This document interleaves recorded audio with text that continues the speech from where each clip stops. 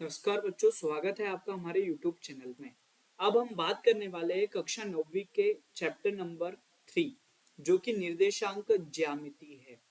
इसकी हम बात करने वाले हैं, तो इसको ध्यान से देखना बच्चे। एक एक क्वेश्चन आपके लिए बहुत ही महत्वपूर्ण होने वाले हैं, क्योंकि यहाँ पर हम 30 नंबर का काम करेंगे। यहाँ पे कैसे 30 नंबर का काम करने वाले, क्योंकि यहाँ से ऑब्जेक्टिव क्वेश्चन पूछे जाते हैं, तो इसको ध्यान में रखते हुए आप फटाफट हमारे साथ क्वेश्चन को सॉल्व करना। पहला प्रश्न है, सही विकल्प चुनकर लिखिए। तो इसमें पहला प्रश्न है कि निम्नलिखित में से कौन सा बिंदु y अक्ष पर स्थित बिंदु है। तो y अक्ष पर स्थित बिंदु के निर्देशांक 0, क्या होते हैं, y होते हैं। तो 0, y मतलब y का कुछ मान रहना चाहिए और x क्या रहना चाहिए, 0। पहला ही ऑप्शन ऐसा हमें मिल रहा है जो 0,2 है, जो y अक्ष पर स्थित बिंदु है। अगला प्रश्न है कि बिंदु 2,-1 किस चतुर्थांश में स्थित है। तो 2,-1 है। तो एक बार फटाफट देख लो, ये पहला जो चतुर्थांश होते हैं उसके सभी जो है x और y क्या होते हैं, धनात्मक होते हैं। दूसरा जो चतुर्थांश होता है जिसमें x ऋणात्मक होता है और y धनात्मक होता है। तीसरा जो चतुर्थांश होता है उसमें दोनों क्या होते हैं, ऋणात्मक होते हैं। और चतुर्थ चतुर्थांश में x धनात्मक और y कैसा होता है, ऋणात्मक। बस इसी के अनुसार आपको सभी क्वेश्चन को सॉल्व करना है।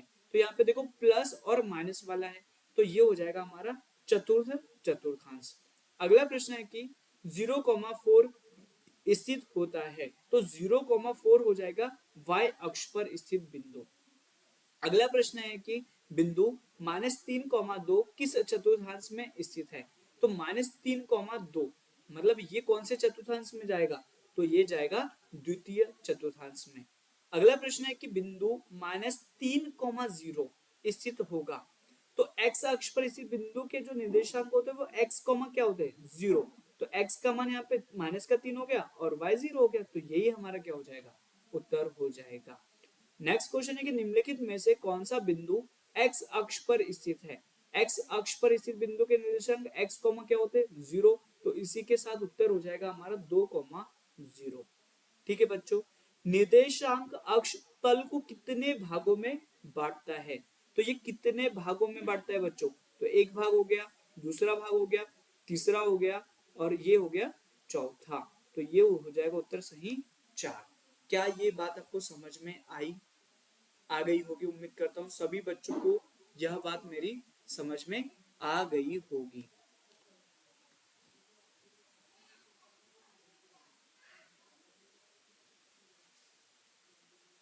अब यहाँ पे हम बच्चों अगले क्वेश्चन की ओर चलते हैं, जो कि क्या है देखते हैं। अब रिक्त स्थान की हमें पूर्ति करना है।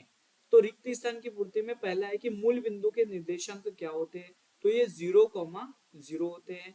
यहाँ पे बिंदु 3,5 में भुज का मान पूछा है। भुज का मान मतलब समझते हो ना आप, क्या होता है भुज का मान, बताओ मुझे। मतलब भुज का मान होता है जो x का मान होता है, तो भुज हो जाएगा 3। अगला प्रश्न है कि बिंदु 7,-6 की कोटि का मान क्या है। कोटि मतलब y का जो वैल्यू होता है ना, वही। तो ये -6 हो जाएगा। निर्देशांक अक्ष तल को खालिस्तान भागों में बांट देते हैं, जिन्हें हम चतुर्थांश कहते हैं। तो ये 4 भागों में हमें क्या करते हैं, बांट देते हैं। अगला प्रश्न है कि -3 और -4 किस चतुर्थांश में स्थित है। तो ये है तीसरे चतुर्थांश में। कौन सा चतुर्थांश होता है, ये तीसरा होता है। बिंदु 3,4 कौन से चतुर्थांश में है, तो ये है प्रथम चतुर्थांश में। बिंदु -3,4 कौन से चतुर्थांश में, तो ये है द्वितीय चतुर्थांश में। अगला प्रश्न है कि बिंदु 3,0 किस अक्ष पर स्थित है। तो ये हो जाएगा x अक्ष पर स्थित। नेक्स्ट क्वेश्चन है कि बिंदु 0,3 किस अक्ष पर स्थित है। तो ये y अक्ष पर स्थित हो जाएगा। क्या ये सभी प्रश्न क्लियर है आपके। अक्षों के प्रतिच्छेद बिंदु को हम क्या कहते हैं।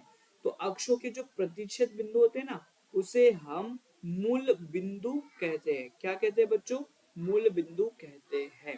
अगला प्रश्न है कि यहाँ पे हमें कॉलम ए को कॉलम बी से मैच करना है।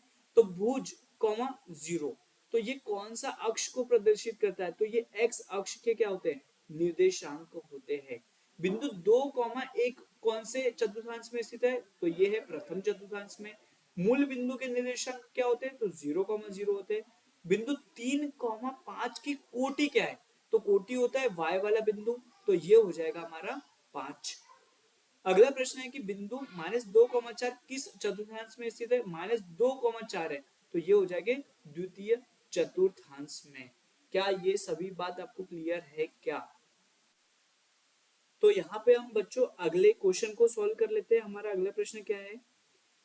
सत्य असत्य लिखिए, ये हमारा प्रश्न है, तो इसको हम सॉल्व करते हैं। मूल बिंदु में भुज एवं कोटि दोनों शून्य होते हैं, तो ये तो बात हो गई हमारी क्या? सत्य, क्योंकि मूल बिंदु के निर्देशांक 0,0 होते हैं, इसमें भुज और कोटि दोनों क्या होते हैं? शून्य होते हैं। y अक्ष में भुज शून्य नहीं होता है, तो y अक्ष पर स्थित बिंदु के निर्देशांक 0, क्या होते हैं? y। भुज होता है हमारा x वाला, तो ये तो हमारा शून्य है, तो ये तो नहीं होता है बोल रहा है, तो ये तो हमारी क्या हो गई बात? असत्य हो गई। अगला प्रश्न है कि x अक्ष पर स्थित बिंदु की कोटि हमेशा शून्य होती है, तो x अक्ष जो x अक्ष होता है ना, उसके बिंदु के निर्देशांक x, क्या होते हैं? 0। तो क्या कोटि जो है वो हमेशा शून्य होती है? तो ये तो बात सही है, कोटि शून्य होती है, इसलिए ये हमारा क्या हो जाएगा? सत्य हो जाएगा। अगला प्रश्न है बिंदु 2,3 प्रथम चतुर्थांश में स्थित है, तो ये भी बात है हमारी क्या? सत्य। नेक्स्ट क्वेश्चन है कि बिंदु -1,2 y अक्ष पर स्थित बिंदु है, तो ये बात तो हो गई हमारी असत्य। अगला प्रश्न है कि x बराबर से 0 y अक्ष का समीकरण है, तो क्या ये y अक्ष का समीकरण है क्या? तो आप बोलोगे नहीं, तो ये हो जाएगा हमारा क्या? असत्य हो जाएगा। ठीक है क्या बच्चों? बताओ, x बराबर से 0 y अक्ष का समीकरण हो सकता है क्या? पहले आप ही सोचो क्या हो सकता है, फिर मेरे को बताओ। है पॉसिबिलिटी कि हो सकता है? बताओ। तो ये बेटा ये सत्य बात है कि x बराबर से 0 y अक्ष का समीकरण होता है। ये कैसी बात है? सत्य बात है। क्षैतिज रेखा को हम x अक्ष, ऊर्ध्वाधर रेखा को हम y अक्ष कहते हैं, तो ये भी हमारी क्या है? सत्य बात है। अब हम बात करते हैं एक वाक्य में उत्तर वाले प्रश्न की। ठीक है, अब आगे चलो हमारे एक वाक्य में उत्तर वाले प्रश्न की ओर। देखो, प्रश्न है कि कार्तिकीय तल में किसी बिंदु की स्थिति निर्धारित करने वाली क्षैतिज और ऊर्ध्वाधर रेखा के नाम क्या होते हैं? तो जो क्षैतिज रेखा है हम उसे x अक्ष से प्रदर्शित करते हैं, जो ऊर्ध्वाधर रेखा है हम उसे y अक्ष से प्रदर्शित करते हैं। इतनी बात आपको ध्यान में रखना है। अगला प्रश्न है कि बिंदु 3,-2 किस चतुर्थांश में स्थित है? तो ये कौन सा चतुर्थांश है बच्चों जहां पे प्लस और माइनस में होता है? तो ये है हमारा चतुर्थ चतुर्थांश। ठीक है। अगला प्रश्न है कि बिंदु 4,5 x अक्ष से कितने इकाई दूर है? तो x अक्ष से पूछ रहा है ना, तो आपको y वाला मान बताना है। कौन सा वाला? y वाला। तो ये कितना आ जाएगा? 5। ठीक है बच्चों। अगला प्रश्न है कि बिंदु 2,0 कहां पर स्थित है? तो यह x अक्ष पर स्थित बिंदु के निर्देशांक है। नेक्स्ट क्वेश्चन है कि बिंदु 0,-3 कहां पर स्थित है? तो ये y अक्ष पर स्थित क्या है? बिंदु के निर्देशांक है। y बराबर से 0 किस अक्ष का समीकरण है? तो y बराबर से 0 जो है ना, वो x अक्ष का क्या है? समीकरण है। ये आपको बात ध्यान में रखना है। यहाँ पे बच्चों मैं आपको एक और इम्पोर्टेंट क्वेश्चन बताने वाला हूँ जो आपको ग्राफ खींचने के लिए आता है, तो उसे भी आप ध्यान से करके जाना। यहाँ पे देखो कुछ बिंदु दिए है, उसको मतलब निर्धारित करना है कि वो बिंदु कहाँ पर स्थित होंगे। पहला देखो 4,5, तो x का मान 4 और y का मान 5, मतलब x का मान कितना? ये है x अक्ष, तो ये हो गया 4 और y का मान कितना? 5। मतलब 5 और 4 जहां पर मिलते हैं, मतलब x का मान 4 और y का मान 5 जहां पर मिलते हैं, वो हो जाएगा इसके निर्देशांक। तो ये 4,5 हो गए। अब बात कर रहे हैं -4,5 की, तो x का मान -4 और y का मान +5, तो ये वो हो गया बिंदु -4,5 वाला। अगला है 4,-5, मतलब x का मान 4 रहना चाहिए, y का मान -5 होना चाहिए, तो ये बिंदु हो जाएगा ये वाला, यहाँ पर स्थित हो जाएगा। नेक्स्ट है -4 और -5, मतलब दोनों ऋणात्मक है, मतलब तीसरे चतुर्थांश में। x का मान -4 और y का मान -5, ये बिंदु यहाँ पर स्थित हो जाएंगे। क्या ये प्रश्न आपको समझ में आया? ठीक इसी प्रकार आपने ये प्रश्न को भी सॉल्व करना है। ठीक है बच्चों, अब हम बात करते हैं चैप्टर नंबर 4। चैप्टर नंबर 4 को एक बार आप देख लो, क्या है प्रश्न। दो चर वाले रैखिक समीकरण हमारा चैप्टर नंबर 4 है, जिसके सही विकल्प इस प्रकार है। देखो, पहला है कि y बराबर से 3x प्लस 5 का क्या, तो इसके एक अद्वितीय हल है, केवल दो हल है, या अपरिमित रूप से अनेक हल है, या कोई भी हल नहीं है। तो यहाँ पर हम x के कोई भी मान रखे, हमें y के मान मिलते जाएंगे, इसलिए हम बोलेंगे इसके अपरिमित रूप से कितने हल है, तो अनेक हल है। ठीक है बच्चों, अब यहाँ पे समीकरण है x माइनस 2 y बराबर से 4 के लिए निम्न में से कौन सा एक हल है। तो जब हम यहाँ पे 4 और 0 को रखेंगे, तो 4 -2 और 0, तो देखो 2 का 0 से गुना होगा तो 0 हो जाएगा, ओनली इधर बचेगा 4, इधर बचेगा 4, मतलब 4,0 इसका एक हल हो गया। क्या ये बात समझ में आई आपकी? अगला प्रश्न है कि समीकरण 2x प्लस 5 बराबर से 0 में कितने चर है। तो कितने चर है, तो जहां पे ये x और y लिखे रहेंगे ना, उतने वो चर रहेंगे, इसलिए यहाँ पे हमारे एक चर है। ठीक है बच्चों, अगला प्रश्न है कि ax plus B Y plus C बराबर से 0 के रूप में समीकरण को क्या कहते हैं। तो इसे हम दो चर वाला रैखिक समीकरण कहते हैं। इसका सही उत्तर हो जाएगा दो चर वाला रैखिक समीकरण। अगला प्रश्न है कि x माइनस 7 बराबर से 0 है, तो x का मान कितना होगा।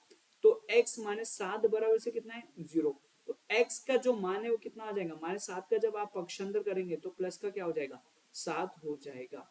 क्या ये बात आपको समझ में आई बच्चों? अब हम अगले प्रश्न की ओर चलते हैं, जो कि है हमारा सही जोड़ी बनाइए। यहाँ पे 4x प्लस 3y बराबर से 12 का एक हल होगा। तो यहाँ पे हमें ऐसे मान रखना है जिससे हमारा यहाँ पे x और y का ऐसा मान रखना है जिससे यहाँ पे रखने पर हमें 12 मिल जाए। तो देखो यहाँ पर कब पॉसिबल है, देखो यहाँ पर अगर हम कितना, अगर x का मान 0 रख दे, y का मान 4 रख दे, तो 4 दिए 12, x का मान 0 हो जाएगा, तो ये मिल सकता है। तो ये पॉसिबिलिटी कहां पर है, ये वाले ऑप्शन में है। ठीक है, दो चर वाले रैखिक समीकरण का मानक रूप क्या होता है, तो ये बच्चों ध्यान से देखना, ax plus B Y plus C बराबर से 0 के बराबर होता है। अगला प्रश्न है कि 2x प्लस वाई बराबर से 7 है, यदि हम x का मान 0 रख दे तो y का मान कितना मिलेगा। तो x अगर 0 हो गया तो ये टर्म पूरी 0, मतलब y बराबर से कितना मिल गया, तो आप बोलोगे 7 मिल जाएगा। ठीक है, अगला क्वेश्चन है कि x माइनस 2y बराबर से 4 है, इसका एक हल कौन सा हो सकता है। तो बच्चों यहाँ पे x का मान 4 रखो और y का मान 0 रखो, तो ये तो पद इधर क्या हो जाएगा 4 और इधर 0 हो जाएगा, तो ये 4 बराबर 4 के हो जाएगा, इसलिए इस प्रश्न का सही उत्तर हो जाएगा 4,0। ठीक है, क्या ये बात समझ में आई क्या आपको? अब अगला प्रश्न है कि रैखिक समीकरण में चर की जो अधिकतम घात होती है वो कितनी होती है, तो ये 1 होती है। ठीक है बच्चों, क्या ये सभी प्रश्न आपको समझ में आ गए हैं या नहीं, बताओ जल्दी से। अब अगला प्रश्न है कि एक शब्द या वाक्य में उत्तर दो। तो यहाँ पर कितने चर है इस प्रश्न में, तो x और y कितने चर हो गए, 2, तो कितने चर है, 2 चर है। x प्लस 7 बराबर से 0 है, में x की जो घात है वो कितनी है, 1 है, कितनी घात है, तो आपने लिखना है 1 घात है। 2x square plus 3x plus 4 बराबर से 0 में x की अधिकतम घात कितनी है, तो अधिकतम घात कितनी है, 2 है। इस प्रश्न का उत्तर हो जाएगा 2। ठीक है बच्चों, x माइनस 4 बराबर से 0 है, तो x का मान कितना आ जाएगा, तो x का मान आ जाएगा 4। ठीक है, अगला प्रश्न है कि यदि 3x बराबर से 24 है तो x का मान ज्ञात कीजिए। तो 3x बराबर से कितना है, 24, x का मान निकालना है तो 3 का क्या करेंगे, पक्षांतर, 3 का आ जाएगा बटे में, 3 8 24, मतलब x का मान कितना आ गया, 8 आ गया। क्या आपको ये सभी क्वेश्चन समझ में आए बच्चों? अब हम अगला प्रश्न देखते हैं। अगला प्रश्न है कि x प्लस 24 बराबर से हमें 0 दे के रखा है, x का मान पूछा है। x का अगर आपको मान निकालना है तो आप 24 का पक्षांतर कर दो, तो x का मान माइनस का 24 आ जाएगा। ठीक है क्या? अब ये वाले प्रश्न में x का मान निकालना है, तो देखो x अपॉन में 3 है बराबर से 6 है, ये x का मान चाहिए, तो 3 का हमें क्या करना पड़ेगा? पक्षांतर करना पड़ेगा। तो x बराबर से 6 बटे में 3 है, तो इधर जाके गुणा में हो जाएगा, 6 ये कितना होता है? 18। इस प्रश्न का उत्तर हो जाएगा। अब ये वाले प्रश्न में भी हमें x का मान चाहिए, तो x बराबर से ये 3 का जब मैंने पक्षांतर किया तो 3 इधर गया गुना में, और ये हो गया 2/7। 3 का 2 से मैं गुना करूंगा, 3 दूनी 6 हो जाएगा, बटे में 7, मतलब x का मान कितना आ गया? 6/7 आ गया। ठीक है क्या बच्चों? ठीक है। अगला प्रश्न है कि 2y माइनस 3x बराबर से 5 है, इसमें कितने हल संभव हैं? तो यहाँ पे x और y के कितने भी आप मान रख लो, आपको सॉल्यूशन मिल जाएगा। इसलिए मैं आपको यहाँ पे बोल सकता हूँ कि यहाँ पे कितने हल संभव है, तो अनंत हो जाएगा। इस प्रश्न का अनंत उत्तर हो जाएगा। ठीक है बच्चों। यदि x बराबर से 2, y बराबर से 1 है, तो k का मान ज्ञात कीजिए। मतलब x का मान यहाँ पे आपको 2 रखना है और y का मान 1 रखना है। 2 दूनी कितना हो गया? 4, और 3 एकम 3, मतलब k का मान 4 3 कितना हो गया? 7 हो गया। तो इसका उत्तर हो जाएगा 7। ठीक है बच्चों। अब अगले प्रश्न को देख लो।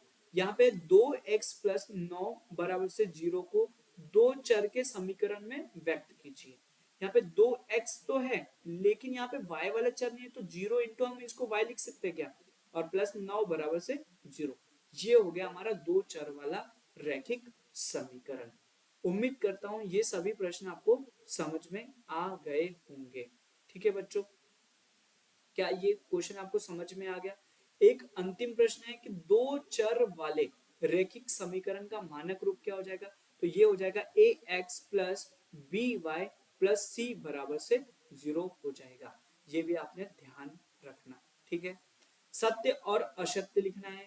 रेखा y बराबर से kx मूल बिंदु से होकर जाने वाली रेखा को निरूपित करती है, तो ये बात है हमारी सत्य। ठीक है। अगला प्रश्न है कि x बराबर से 2, तो x माइनस 2 बराबर से 0 का एक हल नहीं है, तो ये बात हो जाएगी हमारी असत्य, क्योंकि वो उसका एक हल है। 2x प्लस 3y प्लस 4 बराबर से 0 एक दो चर वाले रैखिक समीकरण का उदाहरण है, तो ये बात है सत्य। ठीक है बच्चों। नेक्स्ट क्वेश्चन है कि -2,0 y बराबर से 2x प्लस 4 का एक संगत हल है। तो यहां पर आप देखो, x का मान -2 रख के देखो क्या हमें y का मान 0 मिल रहा है। तो देखो 2 माइनस का 2 प्लस का 4, 2 का 2 से गुणा करूंगा तो कितना आएगा? 4, लेकिन चिन्ह का आएगा माइनस का, और प्लस का 4, 4 और -4 को जब सॉल्व करूंगा तो मुझे 0 मिल जाएगा, मतलब y का मान 0 मिल गया, इसलिए इसका ये क्या हो गया? संगत हल। और इसी के साथ मैं बोलूंगा ये हमारा सत्य है। दो चर वाले रैखिक समीकरण के अपरिमित रूप से अनेक हल होते हैं, तो ये भी बात हो जाएगी हमारी क्या? सत्य हो जाएगी। ठीक है बच्चों। अब हम यहाँ पे बात कर रहे हैं हमारी क्या? रिक्त स्थान की। ठीक है। तो रिक्त स्थान देख लो। यदि बिंदु 3,4 समीकरण 3y बराबर से ax प्लस 7 के आलेख पर स्थित है, तो हमें a का मान ज्ञात करना है। तो यहाँ पे y की जगह रख दो 4 और x की जगह रख दो 3, तो इसको सॉल्व करो। ठीक है। 4 3 हो गया 12, a का 3 से गुना हुआ तो 3a प्लस का 7, 12 माइनस 7 करेंगे तो 3a, 12 में से 7 गया तो 5 बचा, कितना बचेगा? 12 में से 7 जाएगा तो 5 ही तो बचेगा, और ये 3 है। a का मान चाहिए, तो a का मान आ गया 5/3। ठीक है बच्चों। अगला प्रश्न है कि दो चर वाले रेखक समीकरण का आलेख एक होता है, तो कैसा होता है? तो ये कैसा होता है बच्चों? तो ये ax plus B Y plus C बराबर से 0 के बराबर होता है। ठीक है। x बराबर से a का आलेख y अक्ष के क्या होगा? समांतर एक क्या होगी, y अक्ष के समांतर होगा या बराबर, तो y अक्ष के समांतर एक सरल रेखा होगी। x बराबर से 0 ये खालिस्तान का समीकरण है, तो ये y अक्ष का समीकरण है। क्या x बराबर से 0 y अक्ष का समीकरण होगा, तो ये बात तो क्या हो जाएगी बच्चों, गलत गलत होगी। बताओ जल्दी क्या होगी, y बराबर से 0 जब x अक्ष का समीकरण हो सकता है तो x बराबर से 0 किसका होगा, y अक्ष का समीकरण होगा। उम्मीद करता हूं ये सभी प्रश्न आपको समझ में आ गए होंगे। ठीक है बच्चों।